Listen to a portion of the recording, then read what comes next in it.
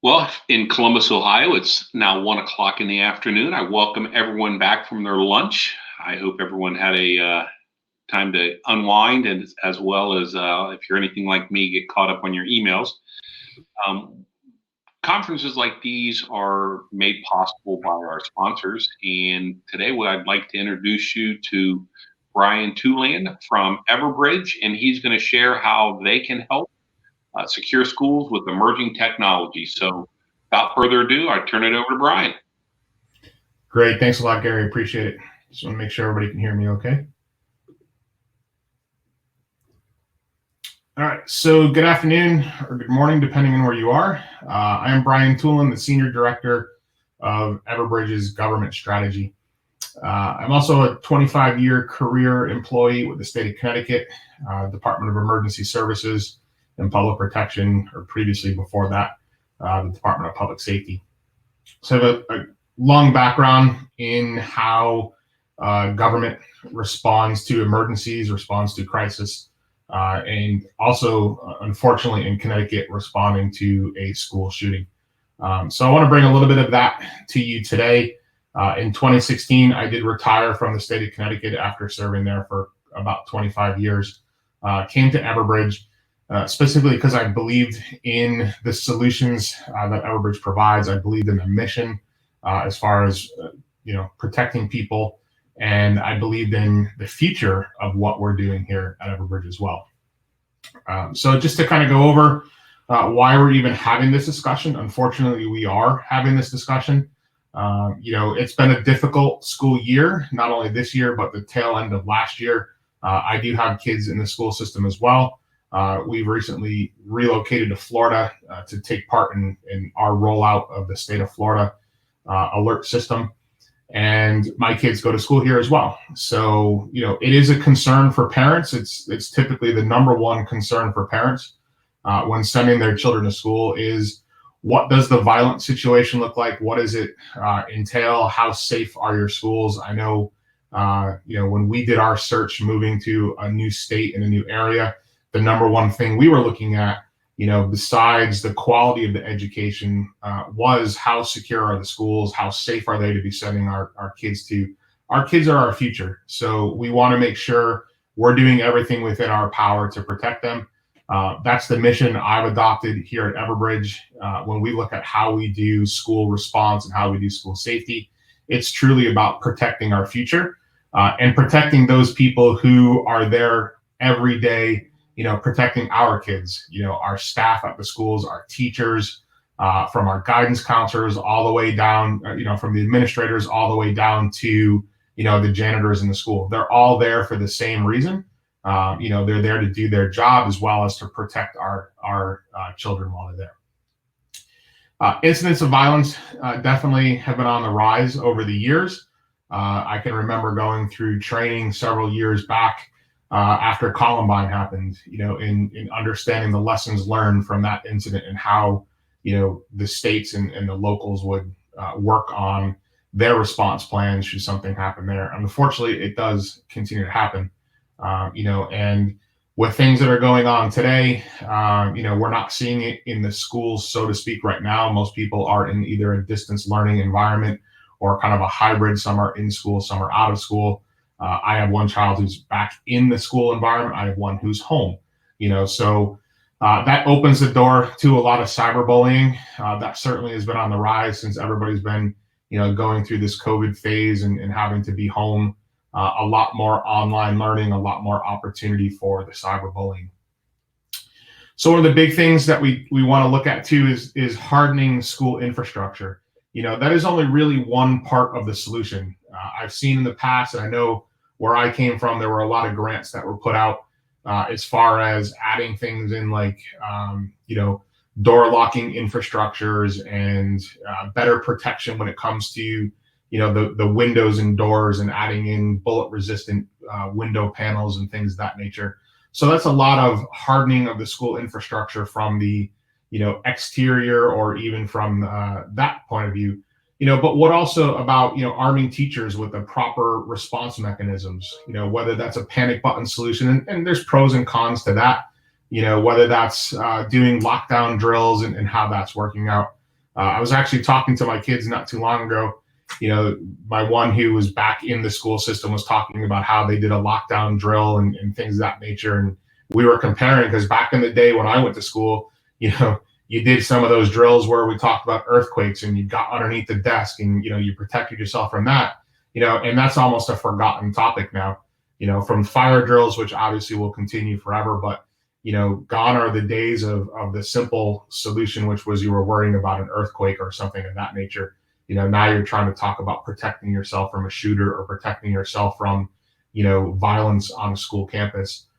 So how do we do that? How do we harden those? And how do we get the first responders, to be able to respond not only quicker, but with more intelligent information at their hands, so that they're not walking into, a situation that they're not able to, readily handle. I mean, like I said, I've gone through this before. I know what it's like to have to respond to an incident with very little information at your disposal, and knowing what it's like to respond to an incident where you have a lot of information at your disposal. And obviously, any first responder will tell you, the more information they can have going into an actual event, the better the outcome may be, the better response capability they can provide, and overall, again, we're talking about how we protect our children. So I want to talk a little bit about understanding some of the statistics around school violence, and then what are some solutions that can be incorporated through technology. Technology is clearly playing a new role in everything we do. It's on the rise. Everybody's using technology, from cell phones. We're all, right now, on on a conference that's being held remotely, and everybody's logged into a computer and using that technology to, talk to each other today. So, what kind of technology is out there? What can be used, and what kind of solutions, are available. So I'm going to go over to some of the statistics. So, when we look at what really happens, we look at the whole picture. So, the first thing that comes to most people's minds when we're talking about school security or school violence is an active shooter event. However, there's an awful lot more that goes on. So some statistics that I pulled up for you guys today. One of the ones I look at is this one down here when we talk about the cyberbullying and the cyber attacks. 38% of all threats last year in the 2018-2019 school year came from online cyberbullying and cyber threats. It's too high of a number. We have to do a better job of educating our children about the dangers of social media, some of the different online tools. And we have to do a better job of just educating parents around that, and how to look for, kids who may be hiding apps within other apps, and, disguising certain things so the parents don't know where they are, and what tools are out there, for you to monitor some of the social media. Like I said, I have two kids, we monitor their social media accounts, we monitor their phones, we have apps on there to kind of understand what they're doing. They're both teenagers, so it's important for me to know, what are they doing, who are they communicating with, and what possible dangers are out there for them. But the very top, you see 34% were false reports, or a report of a suspicious person. That's kind of good news. In an overall, the fact that nothing really did happen, 69 of those events on the false report, 59 of those events on suspicious person, nothing did happen in that time frame. And you would also look at the fact that these are investigated, they're reported on. So, people are actually going to these events and they're figuring out that there was nothing there. The disturbing one, though, is in the 24% where a gun was found, in the 23 instances where there was an actual shooting, and the 17 incidents where there was a shot fired. It's disturbing. It's disturbing to know that is continuing to happen, and even as we harden infrastructures, these, weapons are still finding their way into the campus environment. Another gun, 18% of another violent incident, typically fighting, things that happen behind the scenes, school bus incidents, all of those represent the 18% of that statistical category.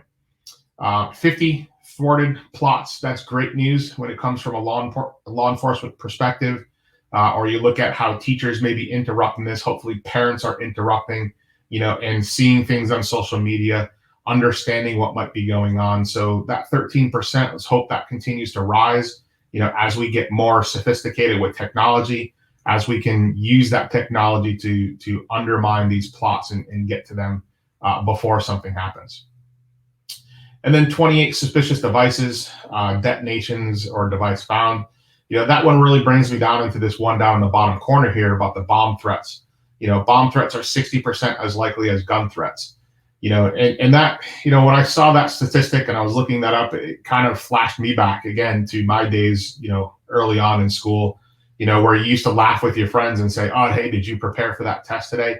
What if we could just call in a bomb threat and then clear out school? Back then, it was kind of a joke. Nobody was going to do it. Number one, because we didn't have cell phones back then, so gonna have to ask the teacher if you could use the classroom phone, but number two, it was just a different time, a different era. So now, unfortunately, these are a little more serious. Kids have access to cell phones wherever they go. They have access and capability to call in these. But I'm not sure they truly understand, the repercussions of calling in something like that. So, again, better education programs when it comes to what these threats mean, the serious nature behind them, how they get investigated, the legal process behind, a false report, or the legal process behind, calling in a bomb threat, and things of that nature, or calling in an active shooter event if there isn't one, that will certainly help with those false reports, and the suspicious person. 88% of all individuals perpetuating violence at schools have been males. Again, a high number. And if you really dig into that number, you're going to see a high percentage of that. People knew about this. They knew that there was a possibility this was going to happen. They knew there was a potential for this. When you see the news after these events happen, you start to hear the stories about, the person told somebody else who knew about something else and told someone another story. These are the things that we really want to start getting involved in. We want to start understanding these and giving people an avenue to report this. We see a lot of people who have the different anonymous tipping apps out there and things of that nature, which, we have as well. We have those tools for you to be able to adequately respond and understand these. But those are important, and understanding why they're important, giving kids the opportunity to do the right thing, which is to report these incidents before something actually happens. So how do we integrate a technology plan? Not something I ever thought I would really be a big part of. Technology is great. I can remember being young and, my father or my grandfather or my mother asking me, hey, how do I use this? Or how do I change the TV when the new TVs came out with remote controls? That was technology, and it was fun. Now, I find myself going to my kids every once in a while to understand some technology. So as that's evolving, we need to do a better part of making sure we're incorporating it into how we respond and how we plan for any type of an emergency. So whether it's going to be a district, a county, or a statewide monitoring tool, certainly technology can help shorten the response timeframes, as well as allow for people to understand what's going on. I've seen that through many of the different after action reports for a lot of the school shootings, where it took too long for parents to get informed of what was going on. It took too long for administrators or state and county officials to understand what was going on. Not that you expect that those folks are going to respond to an incident. That's left for our first responders, but it does give a sense of uneasiness to parents when it takes 25, 30, 40 minutes for them to understand that something was going on, or they have to find out that it actually happened from social media, or their kids trying to get to them by a text message, or turning to Facebook or Twitter and seeing a report come in about an active shooter, or being on TV and seeing it on there. That's unacceptable. And as a parent, I want my school district to provide more. I want an immediate response. I want to know something's going on far before, I find out by my kids or I find out by social media. That to me is just unacceptable, not with the technology we have at hand today. So a little bit on panic buttons. They're a very hot topic right now, and everybody has one. There's a whole bunch of them out there. It's great for people to do their due diligence behind the companies with panic buttons.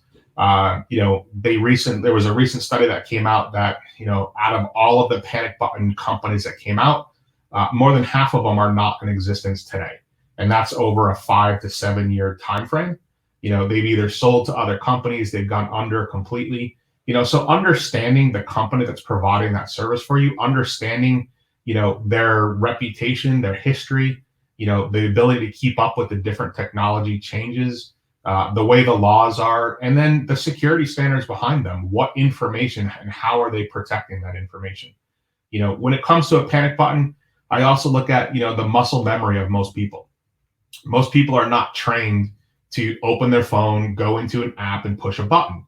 It's just not something we do every day. When something happens like that, your muscle memory takes over. You're more inclined to dial 911. You're more inclined to do those type of things that you're used to, that's been ingrained in your head for decades, versus hit a panic button. Does that mean a panic button doesn't bring value? Absolutely not. And the way we've designed panic buttons and the way we've looked at panic buttons is more about getting better information and intelligence from that solution, and not just it turning into being a 911 call. Right? Because if it is just going to be a 911 call that provides your location, why not just call 911 to begin with? Right. So looking at that perspective, talking about integrated floor plans, can a solution deliver a floor plan, to the law enforcement agency or the first responder agency, so that they understand where they're going and they have access to that. We implemented plans years ago where we got familiar with all the schools. We understood what the floor plans look like. We had catalogs of those. This is back before you could store a lot of this stuff online, but now you can actually send an updated floor plan or an integrated floor plan, as a panic button is being pressed or as a solution is being implemented. Okay, then we look at the cameras, lockdown systems, fire alarms, PA system. How can we integrate those into technology so that they're not standalone features? Big thing that people talked about for years on the fire alarms is you don't necessarily want to pull a fire alarm in an active shooter situation or make that part of your plan, because people are trained to leave the building. Right? People are trained when a fire alarm is pulled, you evacuate. And what are you doing? You're walking right out into harm. Again, talking to my children recently, they were told, when the fire alarm system goes off, they have to wait a couple minutes or wait until they hear an additional clearance to let them know that this fire alarm is legitimately a fire alarm. That's disturbing. I couldn't believe that when I heard that. I'm like, wow, it's a shame the way we're going with things, but it's definitely a sign of what's out there. Can we integrate PA systems so that first responders have the ability to take over that PA system en route to the situation or en route to the crime scene or the scene that they're going to, instead of having to wait until they get there and then find a designated location that allows them access to that PA system?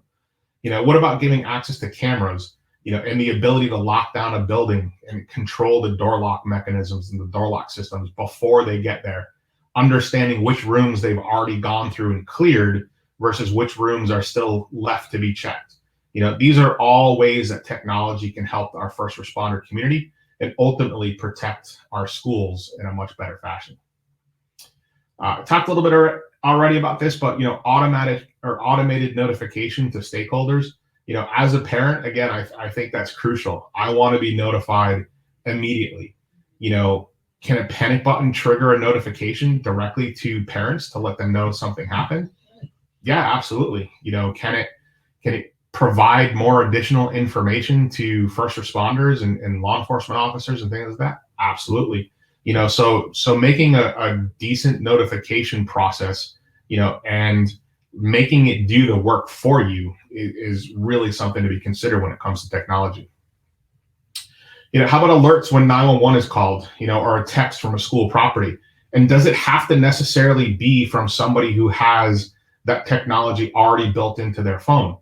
Or can a plan be triggered just by a visitor or a substitute teacher, or a child who's visiting because they're going to be going to that school next year? Can they trigger a plan if they call 911, from that property? So that's something to look at as well.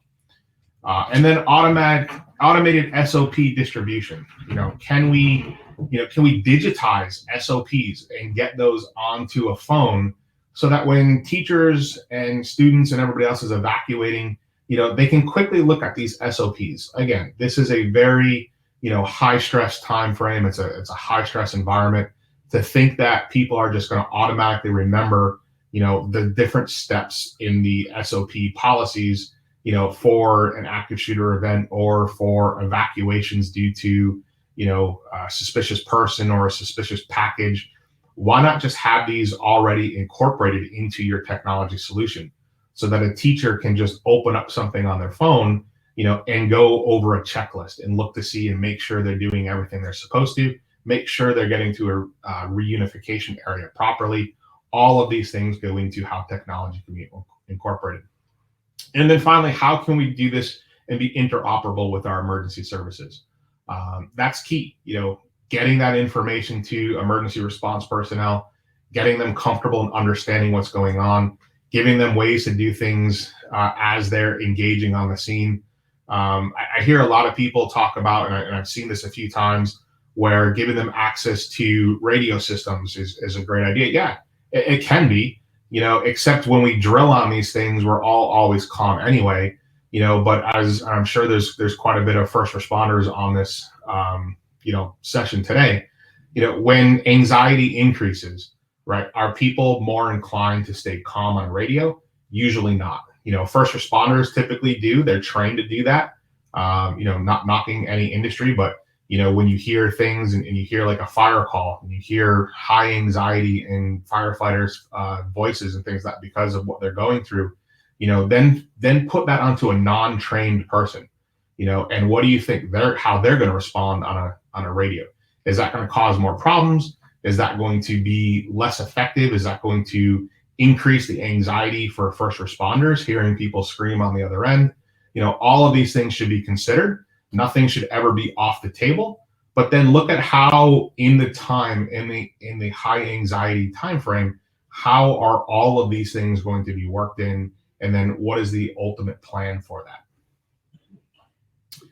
Okay, so talking about those panic button solutions, just kind of showing a picture of a customized one that we have on the right hand side. But what capabilities do these have? So again, this is going off of one that I'm very familiar with because I've played a big part of producing this one. But transmitting the location from where the alert originated. Can I get the exact latitude, longitude? Can I look on a map and say, oh, look, here's the exact spot that person was in, when they hit that button? And how accurate is that going to be? Because after all, that's really what we're aiming for. Will it transmit information about the individual who triggered the alert? Or is it just a generic, hey, there's an event that just was triggered at this location? Like to provide who it is, and is there a way to contact them? Is there a phone number that can be included?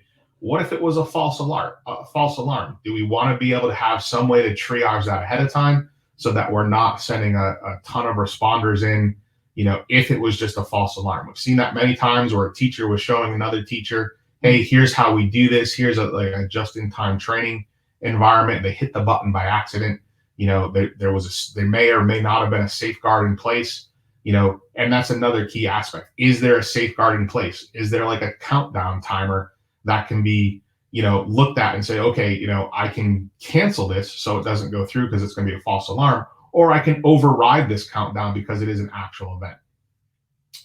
Will it transmit audio and video from the person's cell phone so that first responders who are coming can actually see what that person's going through? The audio and video it can be crucial. It can provide key elements for investigators and for first responders to know more about the situation that's on hand.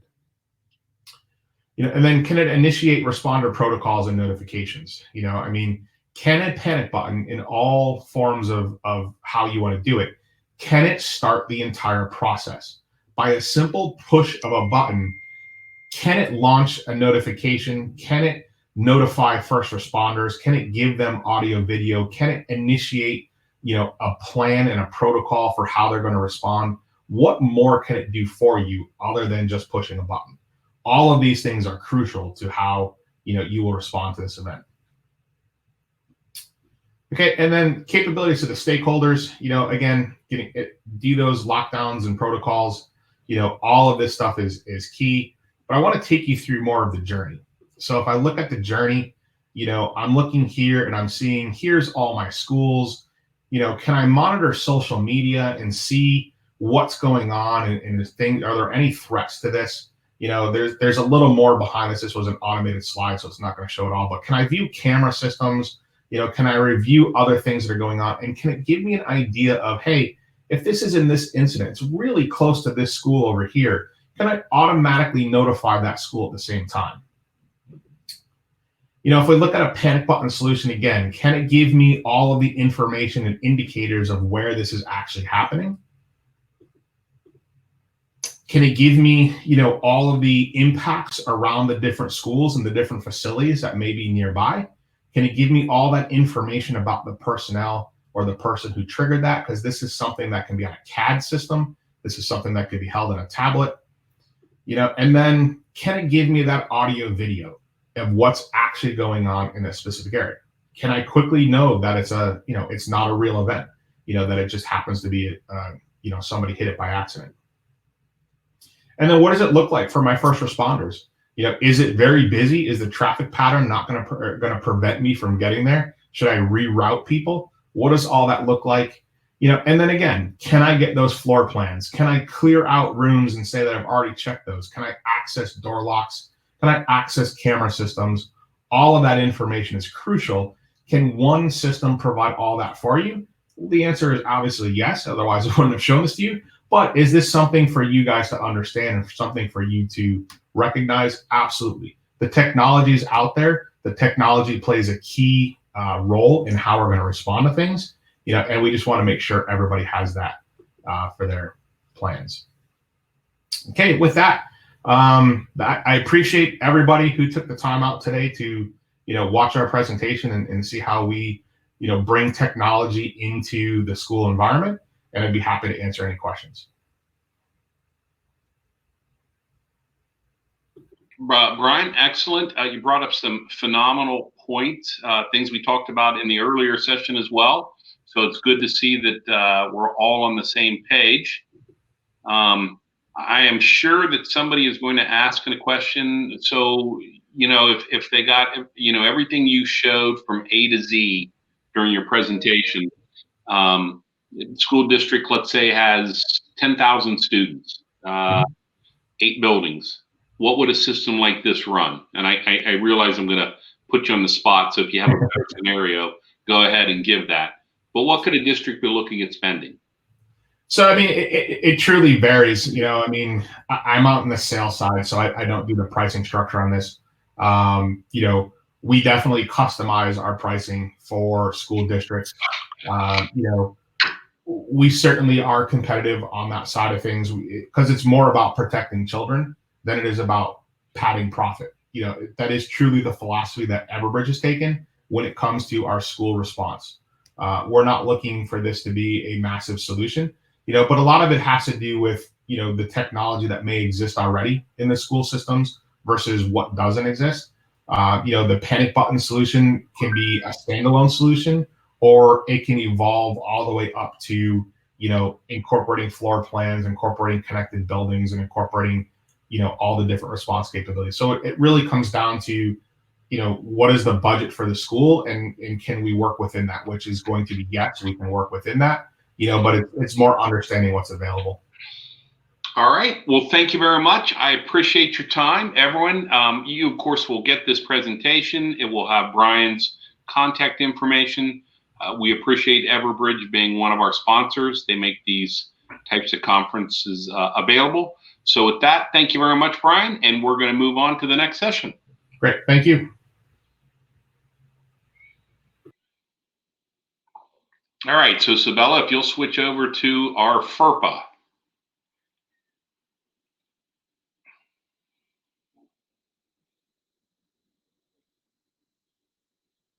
All right. Before we begin, does anyone have any questions that I didn't answer or came to you during lunchtime today regarding our session this morning? Because I'd like to get those out of the way before we start.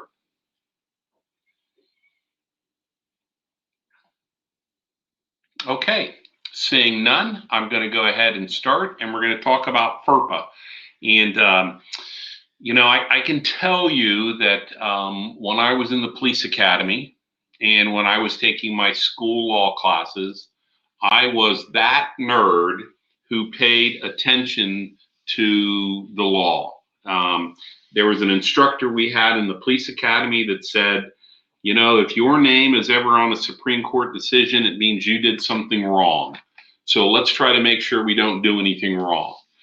And so FERPA, you can read all this. It's the gobbledygook of basically it's saying that students' records are protected, and we just can't release those willy-nilly or put student information out at risk. And so FERPA violations can get you into large amounts of trouble. It is a federal law. Although there are state laws as well. So let's take a look at what FERPA is. And I hate reading this to you, but I just, it's important to understand certain things. And so schools may disclose without consent stuff that's called directory information. And so as a rule, directory information, student's name, address, telephone number, date and place of birth, honors awards, and dates of attendance. That is what schools is the basic part of FERPA. FERPA says this is directory information. Now, a school district can narrow that. This is the definition that the federal government says we can release. So, for example, the newspaper might ask for a roster of the girls volleyball team. And so it'll have name, grade level, position played, etc. All those things are considered directory information. However, parents have the right to opt out of directory information. In other words, the school must tell the parents and students about directory information and allow the parents and students a reasonable amount of time to request that the school not disclose directory information about them. So, and how they notify it, it can be a lot of different ways. Obviously it needs to be board policy. Obviously it needs to be on the website. It needs to be sent home in school letters. It needs to be talked about at open house.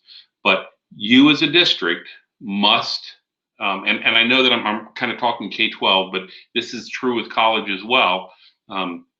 Lots of lawsuits in colleges lately here about what is directory information and what becomes directory information. But you're allowed to release the information, but you must tell students and parents how you can have that directory information removed. And that's very important that you have that in place, that you can show that you did that. So what FERPA does is it protects your education records.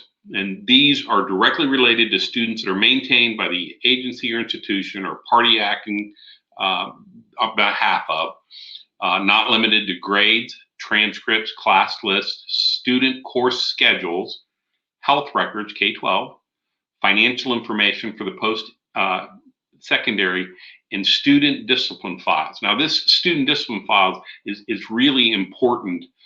We just had a case here in Ohio that was decided where legal action taken by the university's police department. The police department said, we don't have to release that because it's part of the student discipline files. And the courts ruled, no, that's not true. That law enforcement action is separate from any discipline, so you must release the law enforcement action. And it doesn't matter how the information is stored.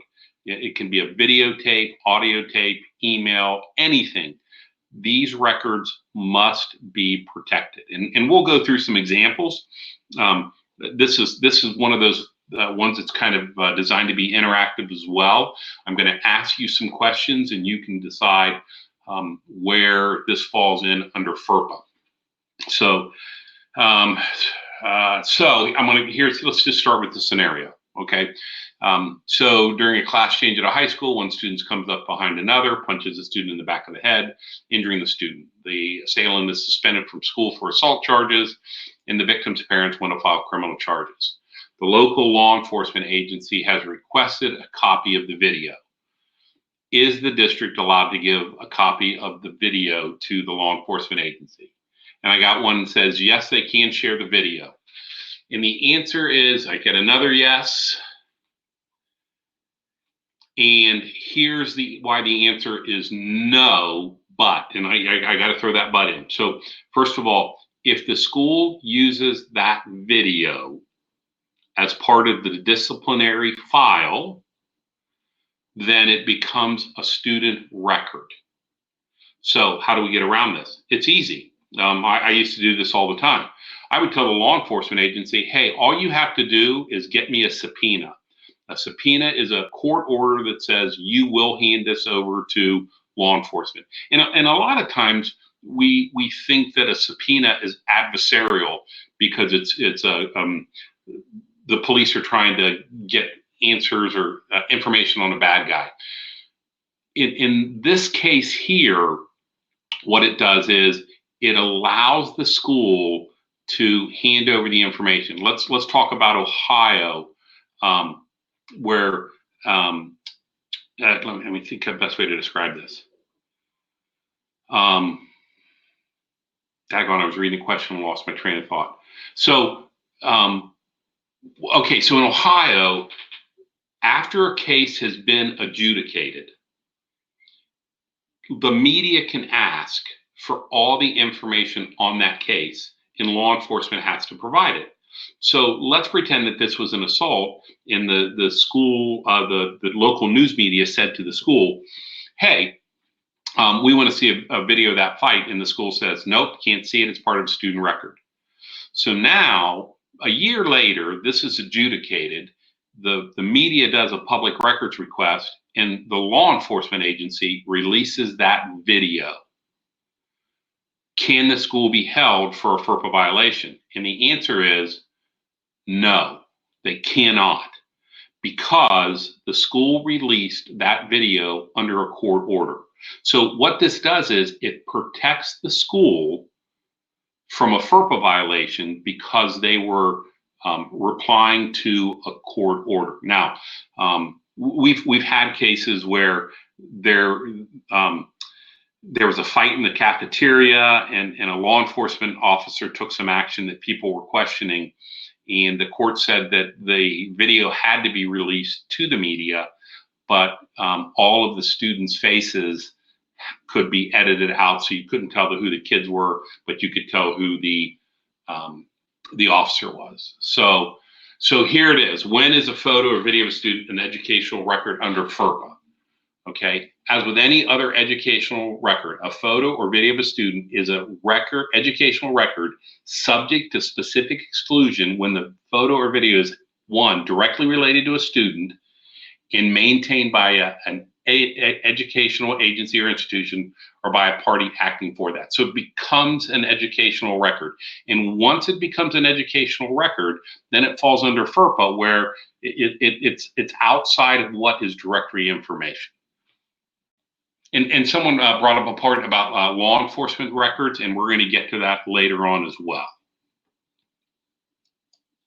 Okay, and by the way, I appreciate you guys asking questions because this definitely helps us. So we, as we lead into this, may schools comply with the subpoena or court order for educational records without the consent of the parent or eligible student? And the answer is, of course, yes. So once there is a judicial order, then the record can be turned over to law enforcement. And you know. So I didn't start out taking care of FERPA records, but when somebody retired, it became my job. And so law enforcement would contact me and they would say, hey, there was a fight. We want a copy of the video because the parents want to file charges. And I would say to them, great, get me the subpoena. While you're doing that, I'll get the recording made for you. And as soon as you have, we'll just trade off. And so it wasn't like I was saying, no, I'm not going to let you. It was, no, I want to help you, but I just got a CYA. And you guys understand that. If you're in any kind of administrative position, you know that you have to make sure that you protect your organization from any kind of lawsuit. And again, that's what my company does. We're a risk management company. We handle that.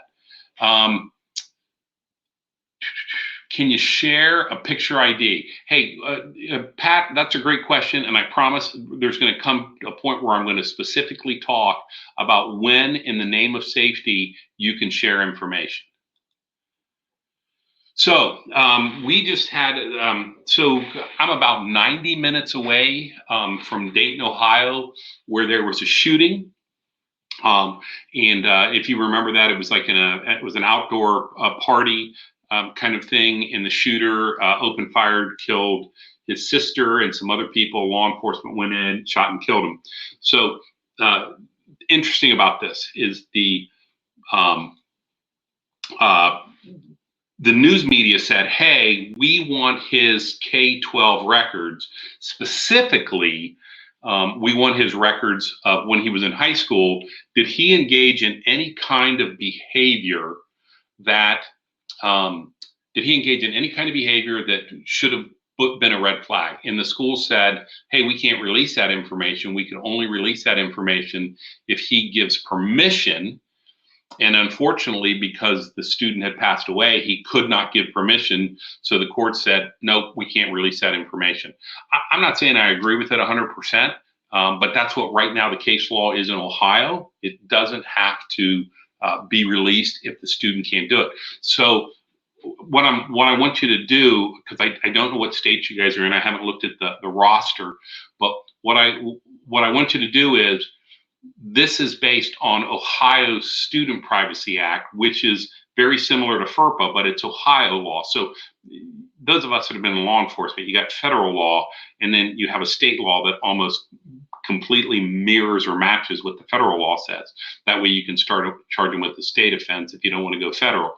And in this case, the Ohio Student Privacy Act was a little bit different because there's no exception if the student dies. So you have to fall under your own state's law as well as FERPA.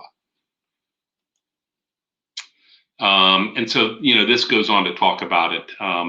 And again, I find this fascinating only because I'm a nerd and I like case law. I like to see how it was enacted. I don't know that, is this precedent? Is it super precedent? I don't know. We'll have to see if the news reporters, newspaper organizations decide to take this to the Supreme Court. Let me see. I got a question here about worry about redacting any of the other faces that were not involved in the incident. Yeah, the only thing you can do is when you're releasing videos is you can say the only information that can be released is on these students. So we'll get to what happens when students record videos. So what I want to do now is I want to give you some scenarios, and many of these scenarios are either scenarios that I dealt with or scenarios that I was taught when I went to my FERPA classes. Again, there are so many resources. I don't know if any of you guys are familiar with the REMS TA Center, the Readiness and Emergency Management Schools Technical Assistance Center. They provide so much free information on school safety. It's important that you look at everything that's out there that is free. There are guys like me that are out here that will charge you money, and I'm glad to take your money, but I would rather you get free stuff first before you pay somebody else, including me. So here's question number one. So this is a custody issue, and the one parent said, do not release to third parties without their consent, to keep their child's location kept from a non-custodial parent whose FERPA rights have been terminated by the courts. Now, it's really important that you understand the courts have terminated the non-custodial parent's rights. So an incident has occurred at school, and the school allows the media on the school grounds to interview staff, students, and parents as the school day ends. What do you think? Could this lead to a FERPA violation? See if anybody, yeah, there we go. First yes, right out of the gate. Yeah, very good, very good. So let's take a look at why. Okay, so and if you remember, when in the earlier session when I talked about not letting the media on the school bus because it's school property, a good policy for schools to have is media is not allowed on the school grounds unless they have permission and are escorted by a district personnel, someone who works for the district. We don't even let them come into the building and ask, and if they do come in, they have to leave the property right away. Now, if they set up on the sidewalk across the street, there's nothing we can do about that. But a good rule of thumb is, and I hope I'm not sounding anti-news media, what I'm trying to be is pro-school. Do not allow the media on school grounds during the school day without your permission. And those of you that work in a large enough school district or a large enough college that you have a public information officer, they should be working with the local media so that the local media understands. I've worked with some districts where the media calls directly into the public information officer phone to ask questions for interviews, etc. So they already have this great relationship. So when the school says to the media, look, I'll answer any question you want, but please do not go on our school property. And you just got to make sure that they know that ahead of time. So great job, the ones who jumped out yes. All right. I'm going to let you guys read this, and then I'll know when it's read through because we're all adults here.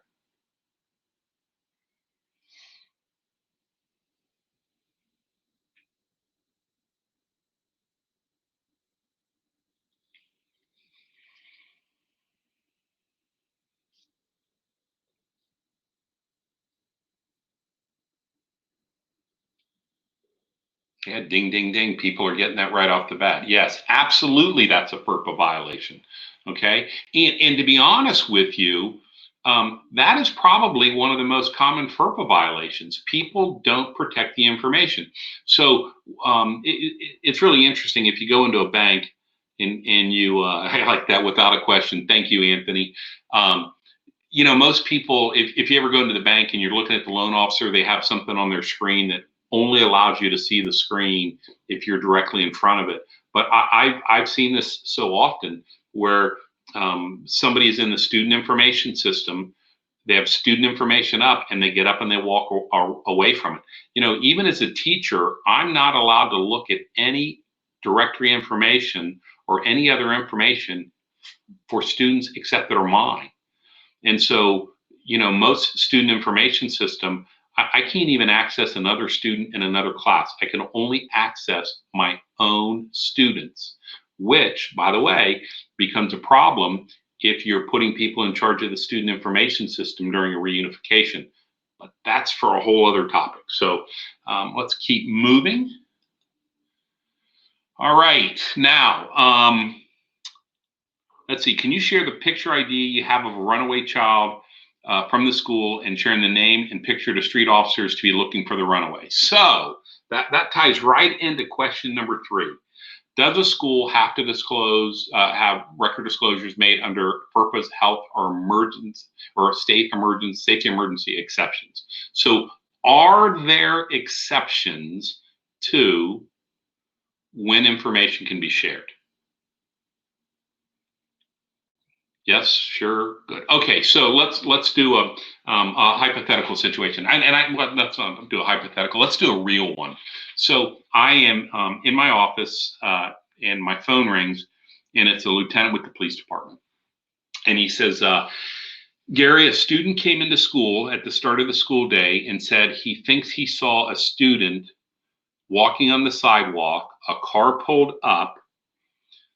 Someone got out of the car, grabbed the kid, put him in the car, and drove away. We've asked the principal to see a copy of the school's video camera system that shows that area, and the principal is saying no. We are getting ready to arrest that principal. Now, I will tell you, I'm kind of a smart aleck, and I thought, well, you better give me that principal's name, because if I don't like him, I'll probably let you take him anyways. But I didn't do that. Instead, I said, put the teacher or the principal on the phone. This is what we in law enforcement call an exigent circumstance. Okay, so when safety, when you can articulate as a school administrator, as a school resource officer, as a district employee, that this has to do with safety, then there is an exception. It's kind of like fresh pursuit. As long as you can keep an eye on them, if they run in, you can run in after them. You have to be able to articulate that this was because of safety. So if you have a student that ran away from school and you felt that that child was at risk, you could give officers who were looking a picture of that child, because it deals with safety. So great job on that. All right, let's see. Now this one's a little tricky because I'm going to throw a HIPAA in at you.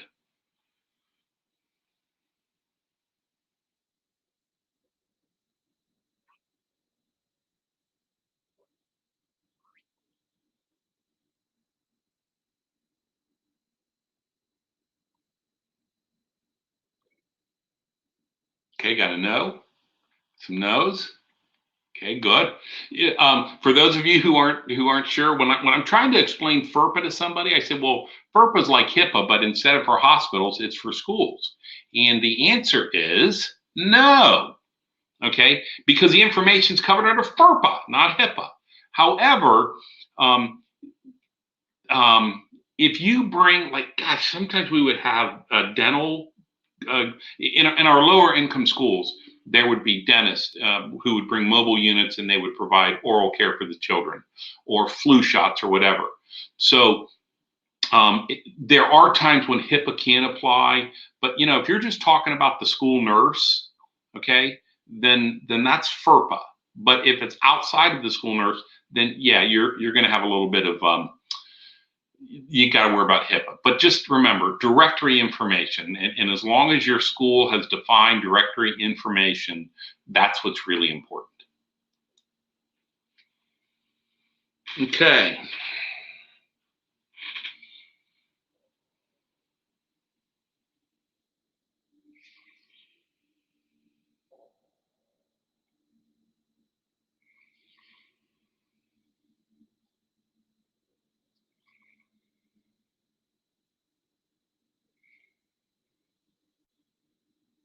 I like that. Can I, or do I?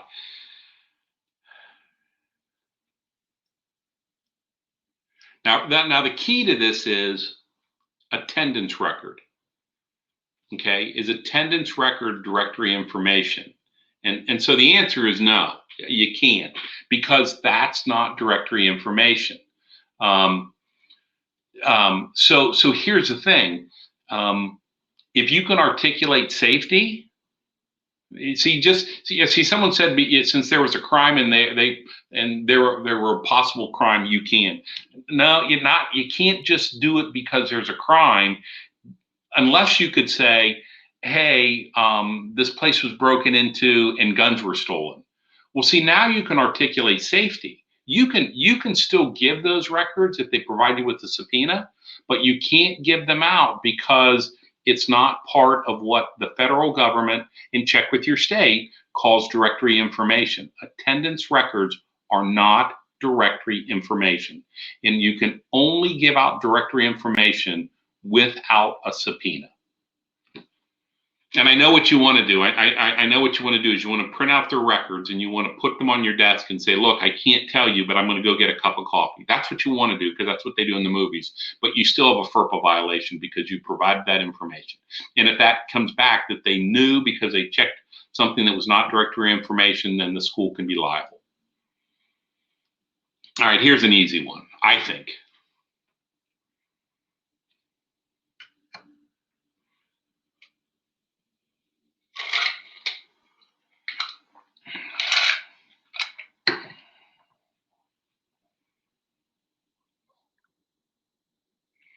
I got another question. I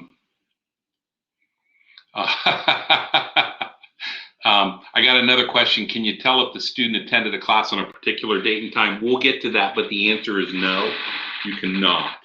And even if you would never be a second grade teacher, you still have to come up with an answer to this. Now think about what this is in terms of directory information. And that's the key. What is directory information? And the answer, you're going to be surprised, is yeah. School districts are there are certain things that are directory information. So if you as a district told parents, this is what we consider directory information, okay? And notice directory information is name, address, telephone listing, date, place of birth, participation, and if that's all directory information. You can say the only thing that we're going to give as directory information is name and grade level. If that's what your district defines as directory information, then that's the only information that can be given out.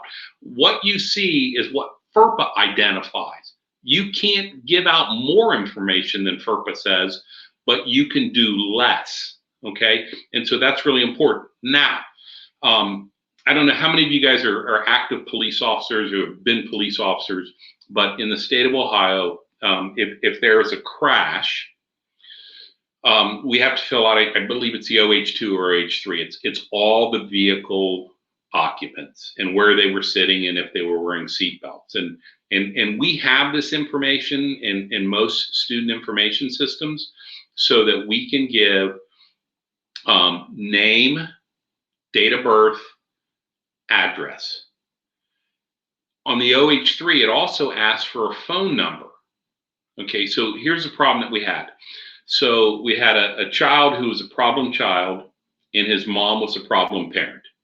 So, you know, these are the ones that you hope that this child gets through high school in 4 years, because then you'll only have to deal with the parent for 4 years. Well, this parent hit a school bus. And so when the information was provided for the OH3 to the law enforcement agency, they include students' telephone numbers. And so what happened was the students started getting phone calls from attorneys saying, we understand that you were in a crash on a bus, and we would like to help you sue the person who struck you. So now the kids go to school and they start saying to this kid that nobody likes, hey, my parents are going to sue your mom because your mom hit our school bus. So now the mom comes into school and how dare you, give that information to the police? Well, if you notice here, telephone number is directory information. What the school district did, and I had to call the Ohio Department of Public Safety, because according to the Ohio Department of Public Safety, the information you have to have for the OH3 is name, date of birth, sex, name, date of birth, sex, and address. Those are the only things you need to have. They don't require for statistical data phone number. And so what the district said is, we will no longer give phone numbers out to law enforcement when we provide them the list that's on the bus. So that's something you have to work out with your own law enforcement agency. Like I said, in the state of Ohio, the Ohio Department of Public Safety said we don't have to provide phone numbers, and we don't provide phone numbers because we just didn't want to have that kind of hassle. So next one. Okay, so what does a parent do if they think that there's inaccurate information? Is there anything that they can do? Can they have a hearing, etc.?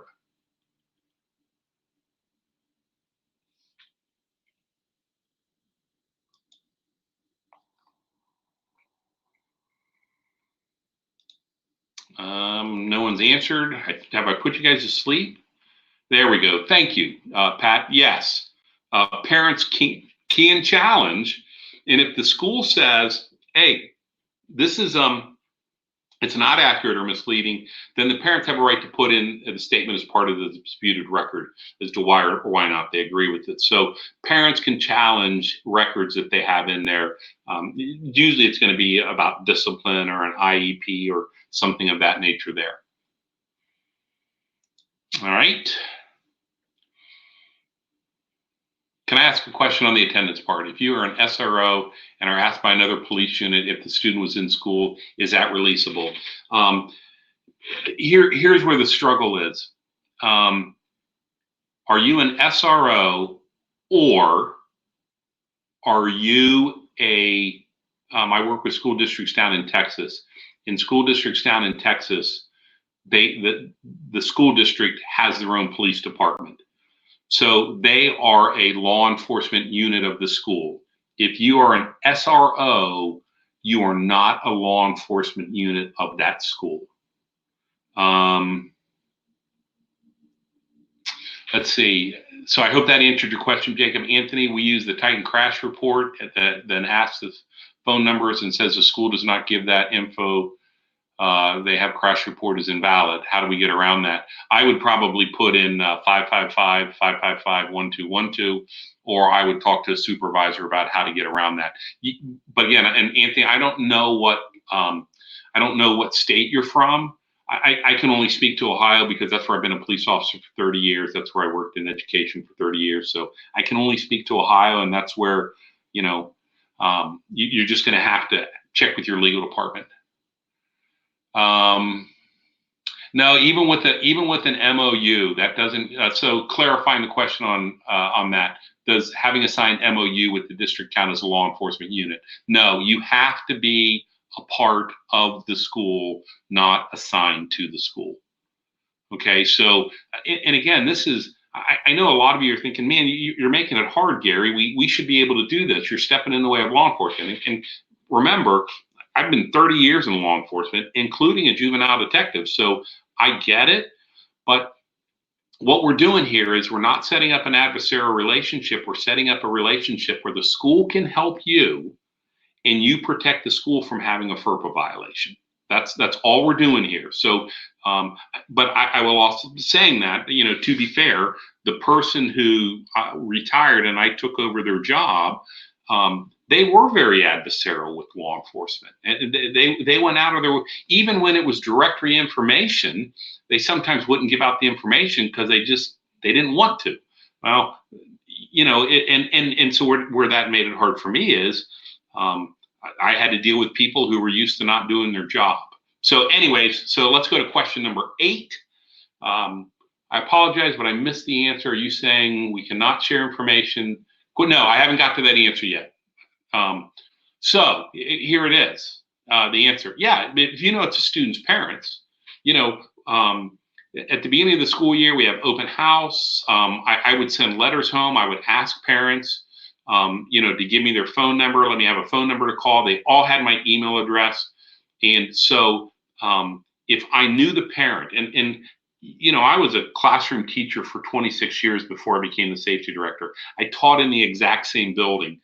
I was at the point in my career as a teacher where I was starting to have the children of my first year teaching.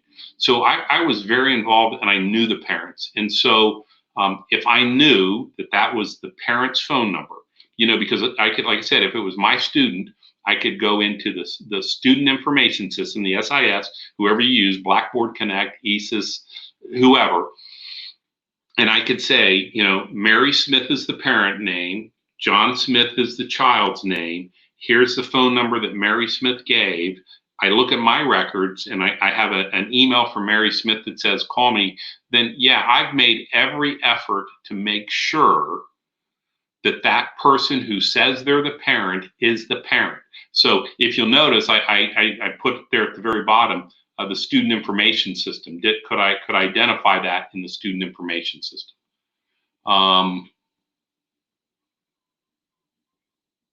Yeah, you can do this, and this, the only thing I ever recommend to teachers when it comes to communicating with parents, try never to communicate um, um, things that could be emotional via email.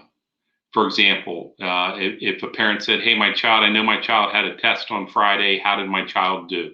Your child got a 70 out of 80 on the test, factual information.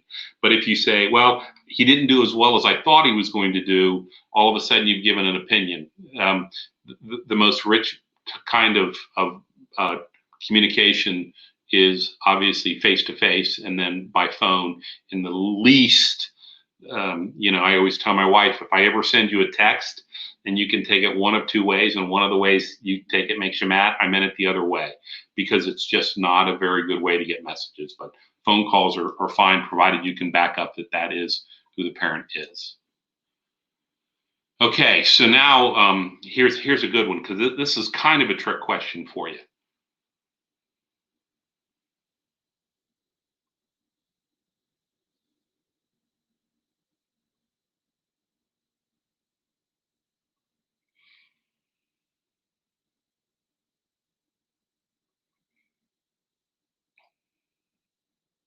Yeah, they're all pouring in now. No, absolutely not. We cannot tell him, because safety reasons of the student. We never tell any time, okay, ever.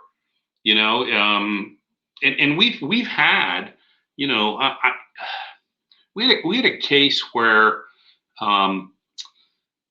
brother was already at high school.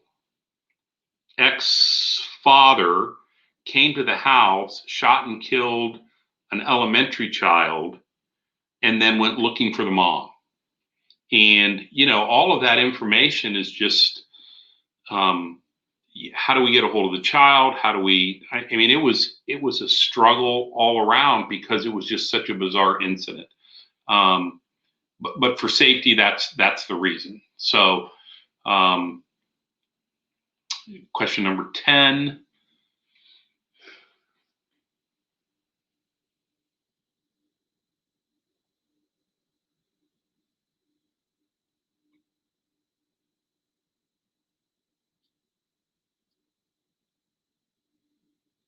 Yeah, very good. Everyone's saying no on that, because that's not directory information.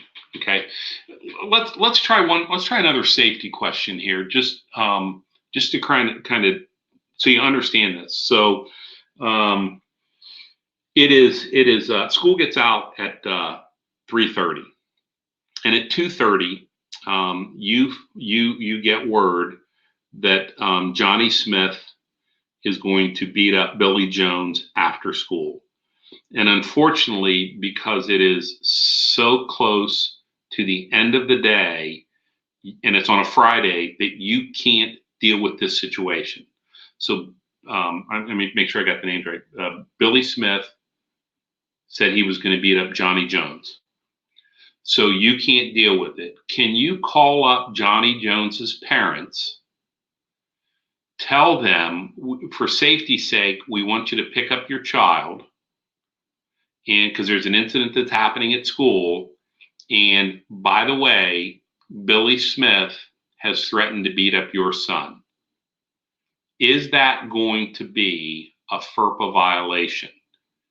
You've given another parent the name of a child who has threatened theirs.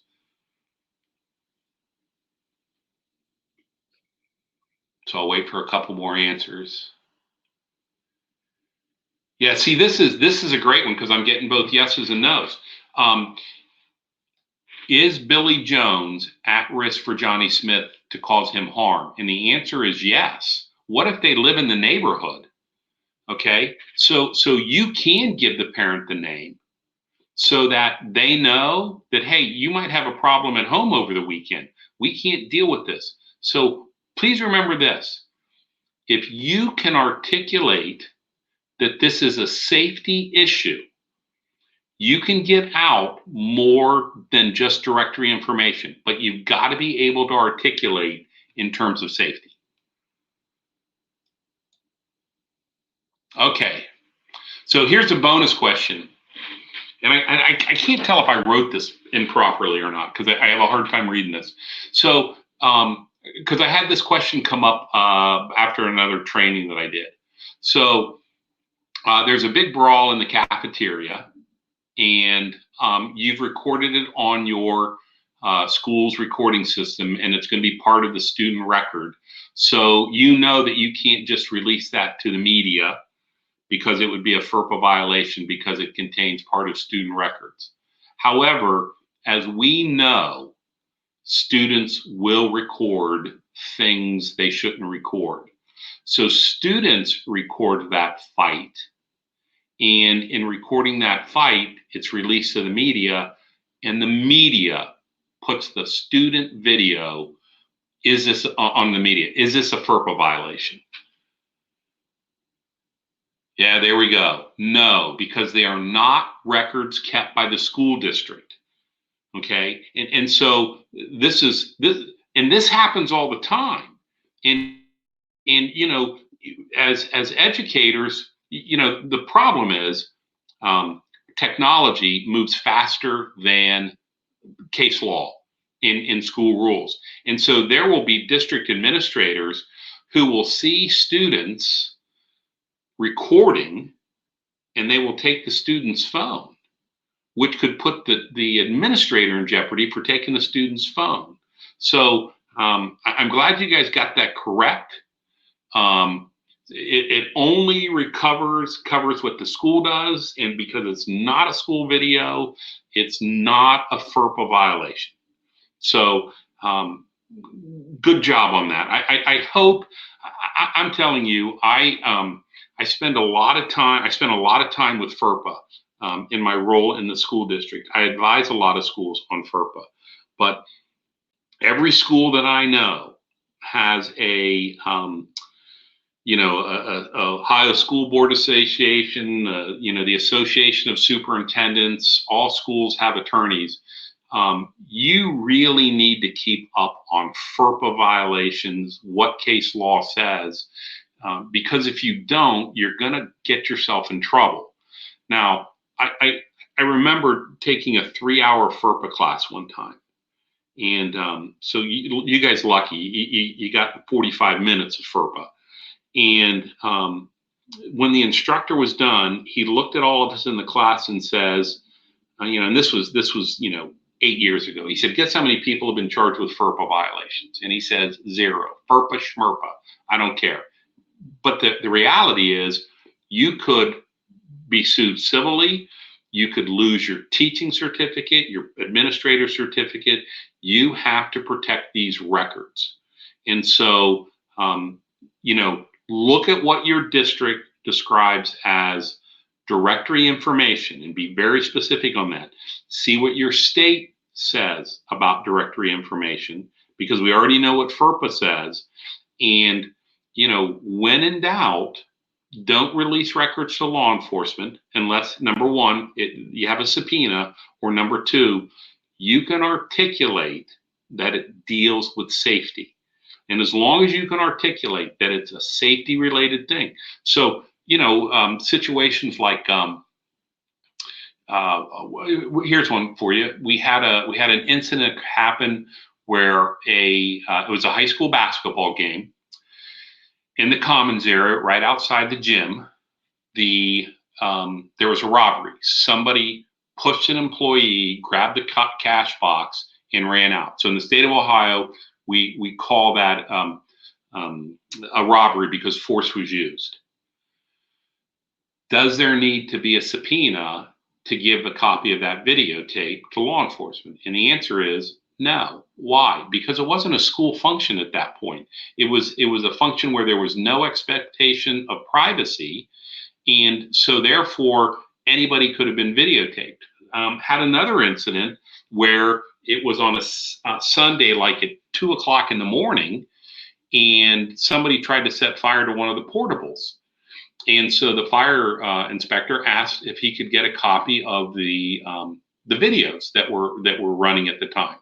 And because it's 3 o'clock on a Sunday morning, there's school's not in session.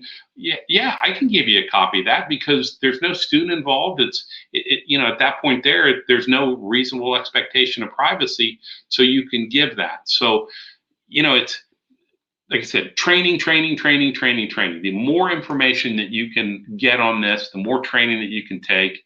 I took it at the federal level and I took it at the state level, and I still feel I could take another 10 hours of training on FERPA just so I don't mess up. So with that, I will take your questions.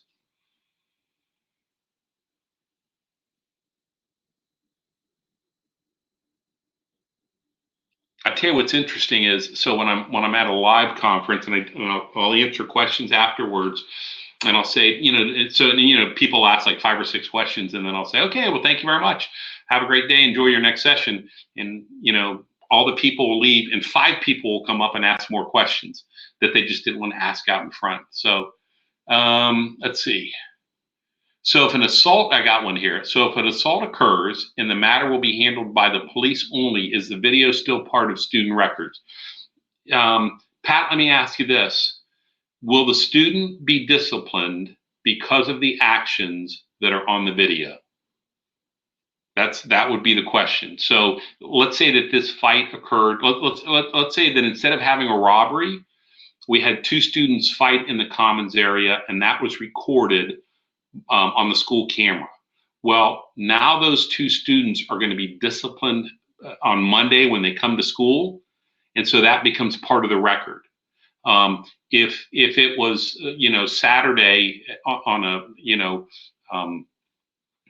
a weekend, and students were playing basketball because there's it's an elementary school, and that's being recorded, and the students are playing basketball on a Saturday and they get into a fight, at that point there, it's probably not going to involve student records. So yeah, then they could give the video. If one student is the victim, they can't get permission. No, they can't. You can't give away somebody else's right for giving up directory information. And like I said, this is where, I'll repeat this over and over again, working with your schools and having a positive relationship of being, look, we don't want anyone to get into trouble. We don't want you to get into trouble. We don't want us to get into trouble. If you're lucky enough to work in a small community, you might have a judge living there. I mean, in Grove City, we had a judge who was a municipal judge in Franklin County. And he would say to the police, if you guys ever need a search warrant, just come over to my house and I'll sign it. You don't even have to go downtown. And so, those are part of that relationship building.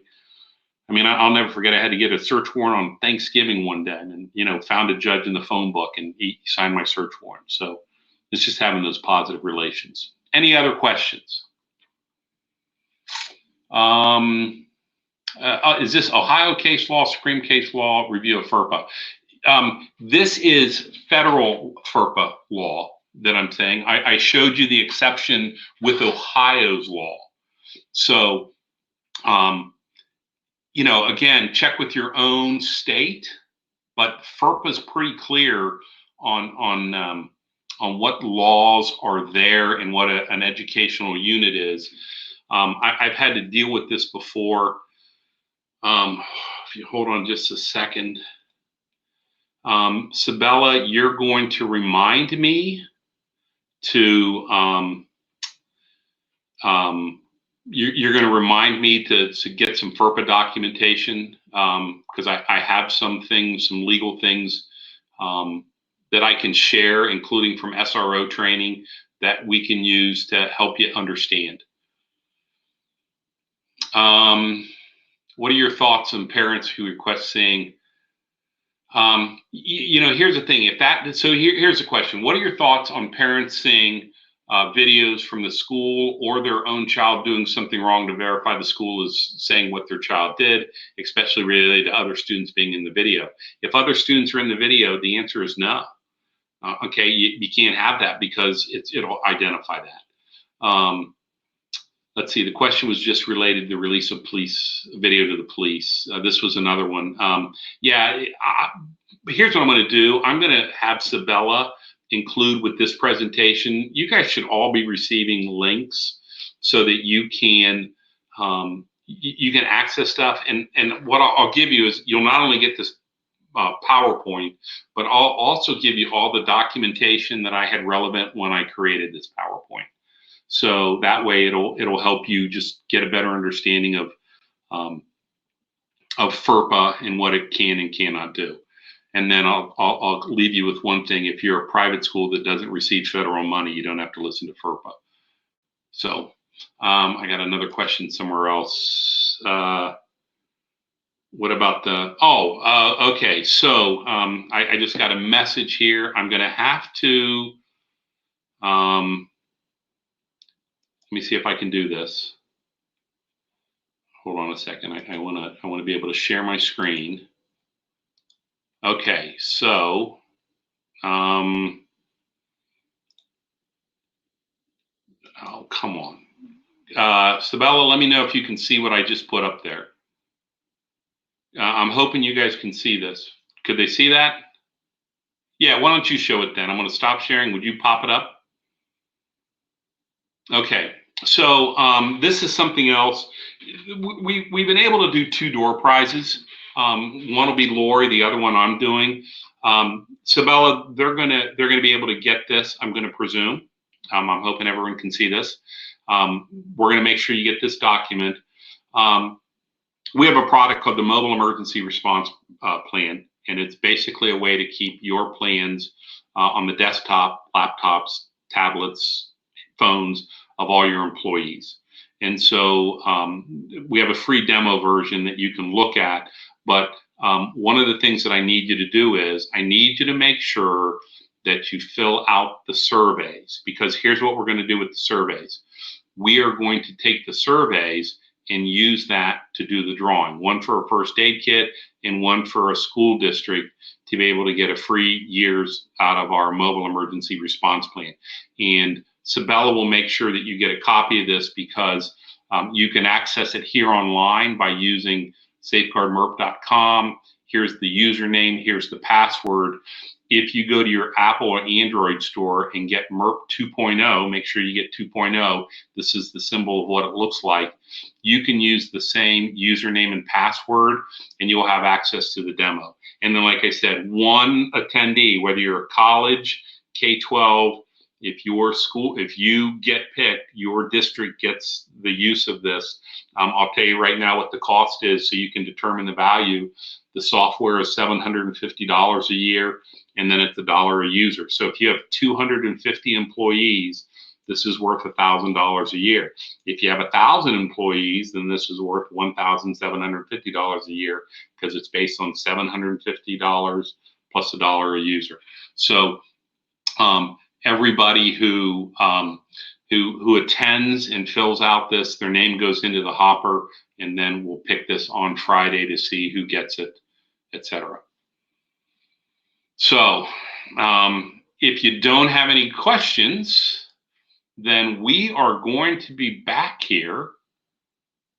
When are we going to be back here? Oh my goodness. Did I just, we're going to be back here at 3:15. I'm sorry, I just panicked.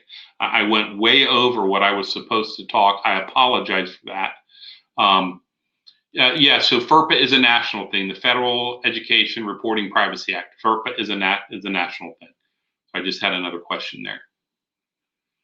So again, Sabella, I'm going to send you a email that has FERPA information so that we can make sure people have all this information.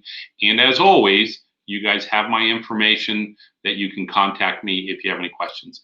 Thank you very much, and we'll see you back here at, what time did I say? 2:50 or 3:15. We'll see you back here at 3:15. Thank you.